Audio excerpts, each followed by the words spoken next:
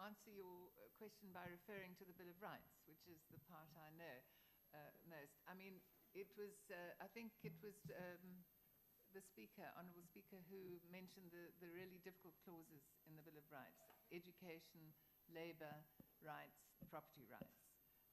And all of those, in a sense, dealt with our past, and we tried to overcome our past in them. If you remember, the labour rights clause does not include lockout in the end. There was a compromise reached, and actually bodies were established to negotiate outside the constitutional arena between business and labour, and I think that was a very positive thing. Then there were the education clause was resolved similarly, where we overcame our past in that sense and looked to the future. And similarly in property rights.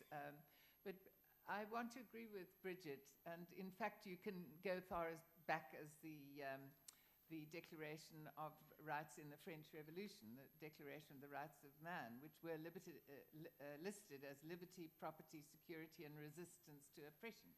So it's a very old right, and the question is, how did we deal with it? And I think we dealt with it by way of a compromise in a very progressive manner in the Bill of Rights. I don't think the property rights clause itself inhibits any restitution, which during the negotiations was indeed the ANC's position that restitution was all important in terms of property rights. So it was a very last-minute resolution of that negotiation. In fact, when we posed for our team picture as constitutional negotiations in the Constitutional Assembly, it still had not been resolved. And shortly after that photograph was taken, Rolf Mayer came to me and said, Deputy President Mbeki wants to know what the wording is that we want. And I said, here it is, took it out of my pocket and gave it to him, because we all knew what we wanted. And in fact, the clause was resolved thereafter between the top negotiators.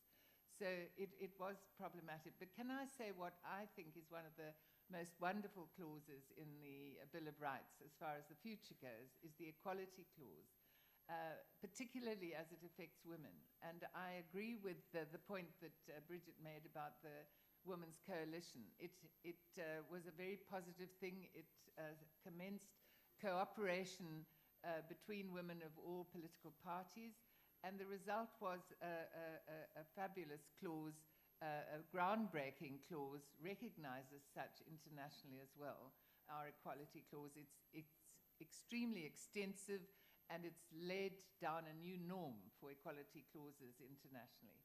So I think we're looking to the future, particularly there. Thank you. Thank you.